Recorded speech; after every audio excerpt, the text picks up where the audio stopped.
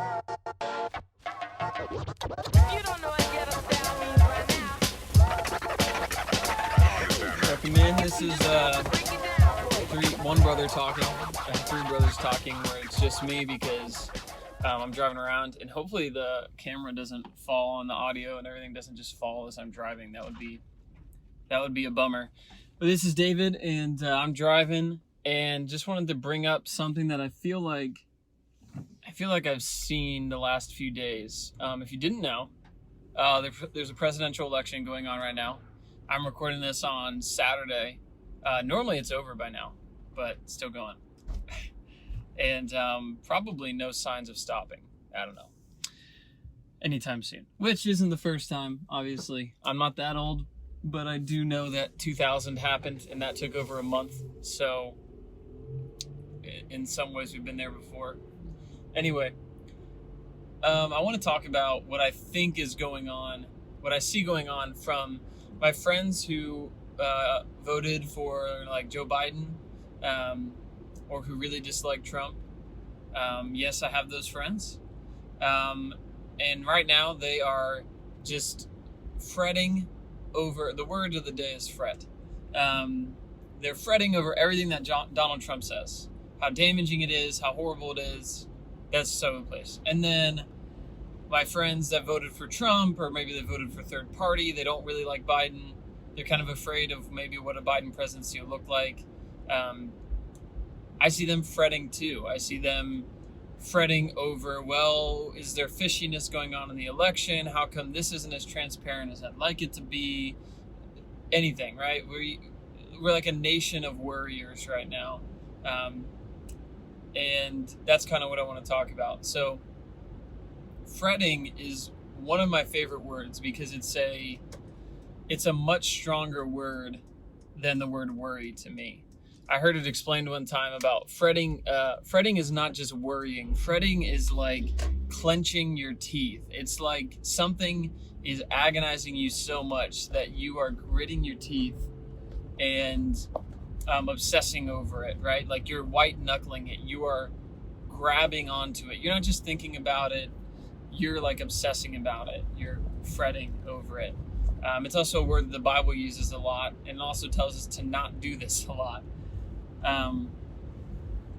And so regardless of, I don't know, maybe where you're at today, I think that we have some room to work here. And it's really important that we do it. I think of what Jesus says when he says, who of you by worrying can add a single hour to his life? And I just think that we should say, who of us by worrying can add a single vote to our candidates tally, right? We can't do anything about it. There's plenty of things still to figure out, but us obsessing over something is not going to drop hundreds of thousands of votes into our candidates tally or anything like that. And I was also thinking of one of my favorite passages. It's in Psalm, I think 34. And it says, fret not yourself over evildoers. It says they will soon be cut down. And then it goes on to say, but dwell in the land, do good, and it says that you shall be fed. And the implication is that God is the one that will be doing the feeding to you. And that he's the one who provides, he's the one who does the taking care of, not your fretting, not your worrying. When you're looking around and worrying, how come all these evildoers, how come all these sinners, how come all this evil can happen? And it seems like it's going to flourish and win. Like, where is God? And God reminds us, do not fret over evil and evildoers, because God will take care of things. God will take care of you. God will provide, and God will also establish justice. If you know me, if you talk to my wife, you know that I have the propensity to fret over things like this. I have the propensity to fret over justice, over direction of nations, over politics. I care about those things a lot. And so in some ways I'm talking to myself, but I have that propensity, but at the same time, it doesn't actually change anything. My fretting, my worrying. And that's something that we have to remember.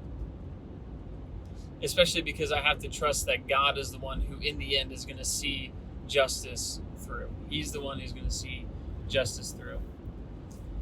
And that doesn't mean that we don't care about these things. I know a lot of people have said like, oh, it's toxic theology to just say Jesus is on the throne, so everything's going to be okay. And yes, that's kind of shallow if that's all we say, but it is true. That is a true statement. And what I think Christians need to recognize is that this year should have taught us that we need to think about questions before they come up in life. Like, we need to be biblically and critically engaged with our culture in a way that we have not for a long time, maybe ever, at least in our country. I would think like we need to be ready to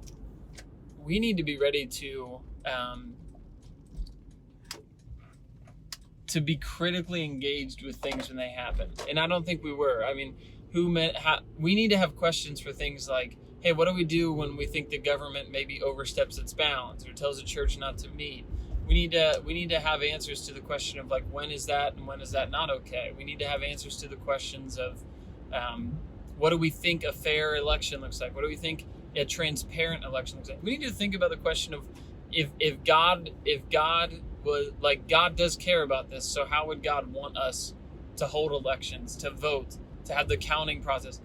So many of us just grew up and still operate and think as though God doesn't really care about those things, right? Because he established a theocracy. So what does he care about a democratic election? He cares. He cares about honesty. He cares about justice. He cares about equal weights and measures, right?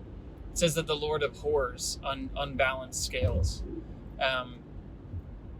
So we need to care about those things, and we need to care about those things ahead of time, because when we're in the moment dealing with it, if we haven't thought about it ahead of time, then all we do is worry and fret because we don't have answers.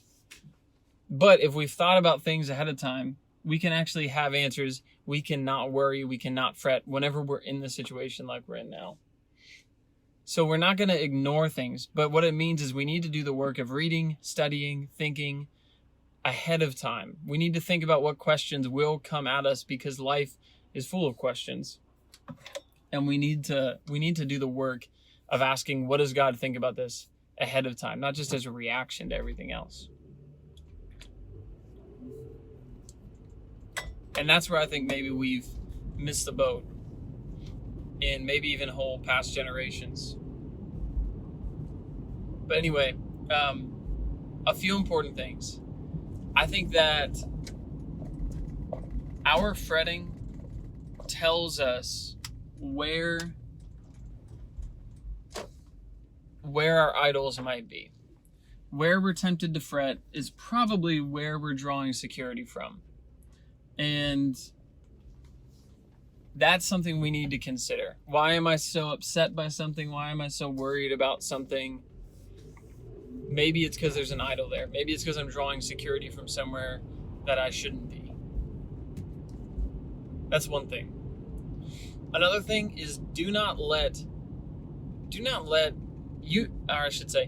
are fretting whenever, I also don't enunciate well. Probably sounds like I'm saying the name Fred over and over because I'm lazy. And I remember back when I was in radio, which you wouldn't believe it, I actually was in radio because the people in charge of that station apparently had very low bars for talent.